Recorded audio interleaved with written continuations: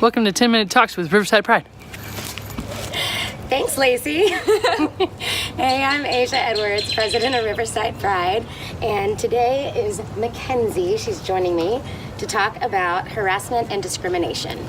So for the month of April, GLSEN celebrates the Day of Silence, which is a national student-led demonstration where LGBTQ plus students and allies all around the country and the world take a vow of silence to protest the harmful effects of harassment and discrimination of LGBTQ plus people in schools.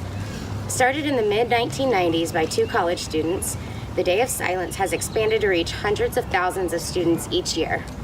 The second Friday in every April, students go through the school day without speaking, ending the day with breaking the silence rallies and events to share their experiences during the protest to bring attention to ways their schools and communities can be more inclusive. So now, Mackenzie, and your preferred pronouns are she, her, or they, them. Yes. All right, so can you explain to our audience who may not know, Yes. why do you have two sets? So I think originally it was kind of because I was confused about my gender identity. I wasn't sure if I wanted to identify as female or like non-binary, but I quickly realized that a lot of people have trouble just calling me they, them. Like, a lot of people are confused, and I'm comfortable with being called she, her. I'm fine with being identified as female. So I kind of found it easier for other people to use she, they pronouns, just because if sometimes they forget they, them, and they want to call me she, her, I'm fine with that too. So I was kind of adapting to other people, but also just I was comfortable with it too. So as long as you're comfortable with it, not just Exactly, adapting. yeah. Okay, good. And now tell us a little bit about yourself. How old are you? What grade are you in? I'm 14 and I'm a freshman. I go to Canyon High School, but right now I'm doing online school. Right on.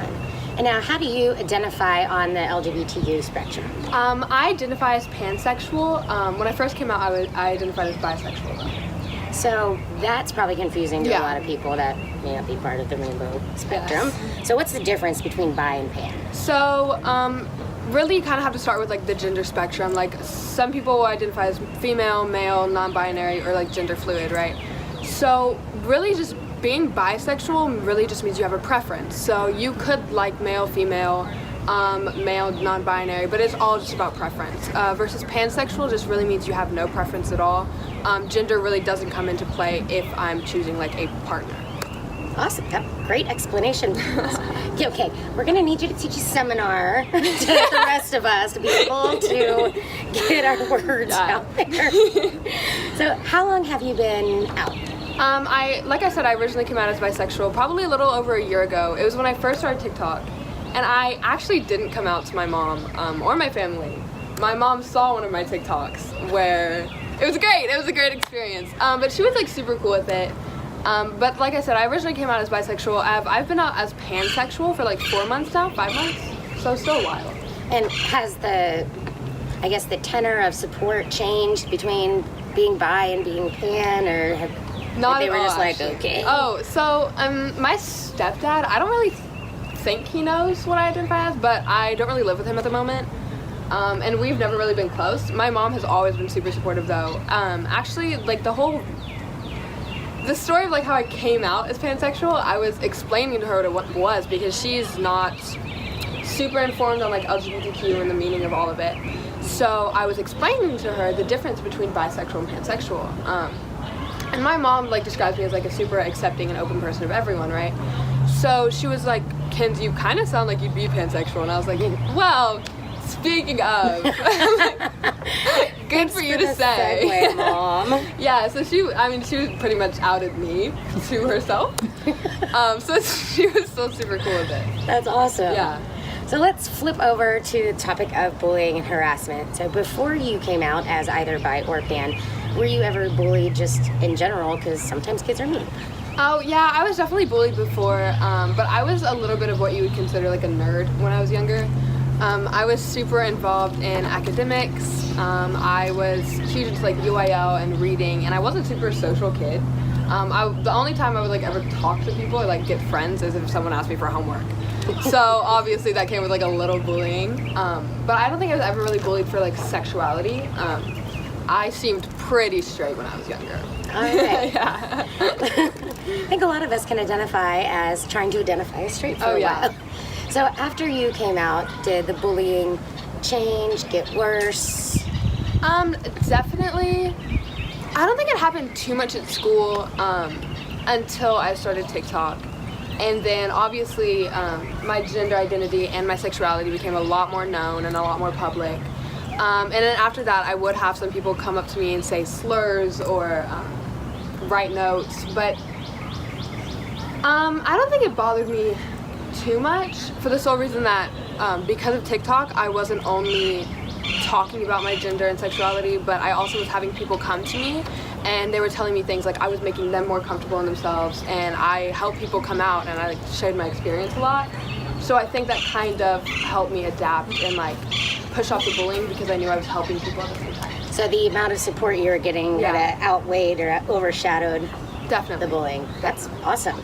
So speaking of TikTok and social media, back in my day, before the socials, Yes. When you left school, the bullying was done, right? You're home, there's no social media, unless somebody's gonna call you on your landline to tell you you suck. Harass you a little bit. It's kind of done, you get a little Yeah. break. But in the world of social media now, where it's 24/7, people have access to whatever, commenting on whatever social media you have out there, how do you deal with that constant barrage or the availability to get at you 24/7? How do you deal with that? Actually, that's a really good question because at the moment I'm taking a break from social media. I think I haven't really been on social media in a few weeks. I haven't really been posting on TikTok. I still interact with followers or supporters of mine just because I like helping people and telling my story. But I got to a point where some of the comments and some of the harassment, I could catch it to start bothering me.